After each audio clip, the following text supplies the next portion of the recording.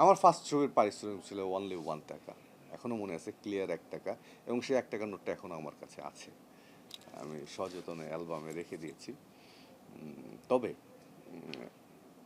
ওই 1 টাকার চেয়ে বড় যে জিনিসটা সেই ছবিতে প্রথম পরিচালক এবং প্রযোজক জনাব মোহাম্মদ হোসেন যে পরিমাণ সাপোর্ট আমাকে দিয়েছে, ইভেন আমার যা যা প্রয়োজন, ছবির বাইরেও যা প্রয়োজন, সমস্ত কিছু তিনি আমাকে ফুলফিল করার চেষ্টা করেছেন। এবং আমার সৌভাগ্য যে এমন একজন প্রডিউসার ডিরেক্টর আমি পেয়েছিলাম, এবং ব্র্যান্ডিং করে সে ছবিটা বাংলাদেশের প্রত্যন্ত অঞ্চলে প্রত্যেকটা মানুষের ঘরে ঘরে পৌঁছে দেওয়া, এবং প্রথম ছবিতে আমিন খানকে বাংলাদেশের দর্শকের কাছে পৌঁছে দেওয়ার যে একটা বিশাল কাজ উনি করেছেন, সেই জন্য সত্যি তার কাছে আমি চিরকৃতজ্ঞ, কারণ এটা খুব কম মানুষের ভাগ্যে জোটে। আমার তো ছবি করাটা উদ্দেশ্য, আমার তো পারিশ্রমিকটা উদ্দেশ্য না।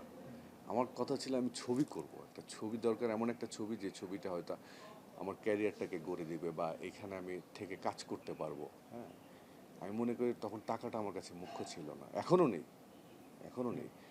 কারণ আমার টার্গেট ছিল আমি এখানে এস্টাবলিশড হব, বা আমি এটাকে আমি কি বলে এটাকে ক্যারিয়ার হিসাবে নিব। তো সো এটা আমার জন্য বড় চ্যালেঞ্জ ছিল।